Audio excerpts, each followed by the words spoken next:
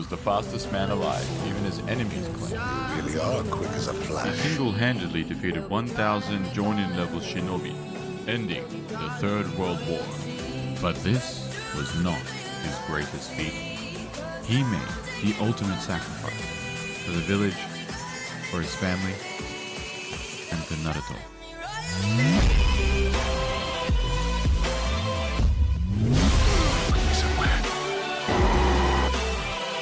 You died bequeathing everything to you, Naruto. Believing in you.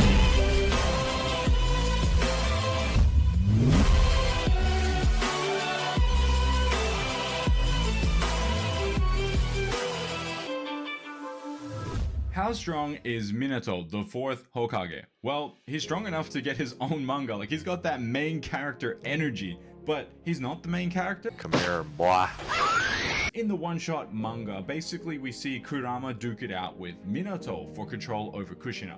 You have no power here. Kurama trusted Minato as much as Vegeta trusted Frieza, which is like basically didn't trust him at all. So the demon fox possesses Kushina, causing her to lose Music make you lose control. lashing out at Minato. And the fox warned Kushina, saying, like, don't trust anyone. He was able to basically mess with her, control her a little bit, and demanded that Kushina undo the seal to let the fox take over and basically defend against this threat. This is all part of his cunning plan, the fox that is. Like, he was really just trying to trick her into breaking him out so that he could, you know, have his way with her and everybody in the entire village and kill them all. What the fox didn't expect, which also caused him to lash out, is why such a powerful shinobi all of a sudden just cared for a nobody like Kushina. Minato responded, I like strong people, like people stronger than me, and that's why I love Kushina. I can honestly say that's the same thing about my wife. Like, the reason why I'm so attracted to her, she's one of the hardest working people I know, and it wasn't a real physical fight. So the massive Rasengan we see in that Minato one-shot manga isn't real. It's actually a battle of the mind.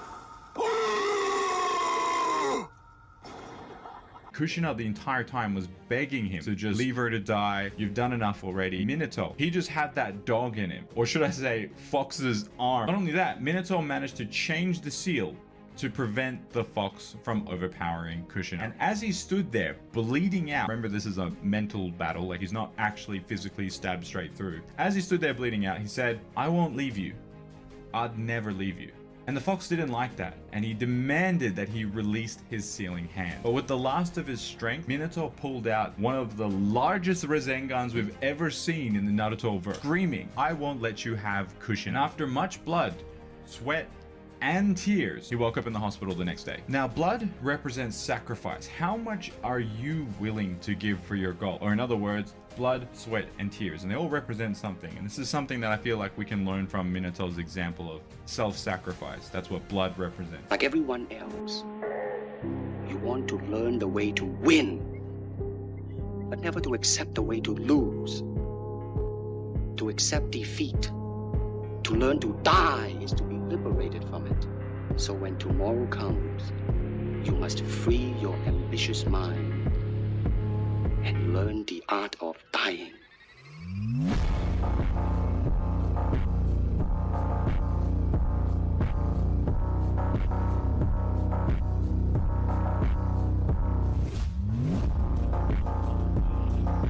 Well, I guess you're talkative, Mom. Said it all. 8 signed seal. The second is sweat. It's the physical manifestation of hard work. When you work out, you sweat. And if you're not sweating or moving forwards, you're going nowhere. Just like in the gym, you're not going to get any gains if you're not getting a pump. And finally, tears of joy and sadness. You have one life to live, so you should be emotionally invested in everything you do, especially if it's to achieve your dreams, and especially if it's for the love of your life. The world ain't all sunshine and rainbows. It's a very mean and nasty place, and I don't care how tough you are, it will beat you to your knees and keep you there permanently if you let it. You, me, or nobody is gonna hit as hard as life. But it ain't about how hard you hit. It's about how hard you can get hit and keep moving forward. How much you can take and keep moving forward. That's how winning is done.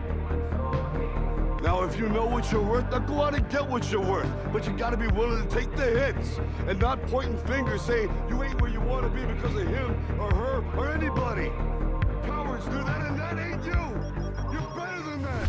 One thing I love about Minato is it doesn't matter what he was doing. Let's say, even as a student, right? He was a prodigy student. He not only like was the best in his craft, like he invented his own things based off studying like Biju bombs for 3 years. He studied them to invent the Rasengan, or basically this new jutsu that no one had ever really done before. Whatever he got involved in, he gave everything he had and put his best effort into learning. He was just an incredibly hard worker, and that's what I love about Minato. And that's how legends in general are made. Like, that's why, in my opinion, the one-shot manga is an incredible story about Minato. When you're really good at a thing, you want to share it with everyone. That's why you want to become a teacher.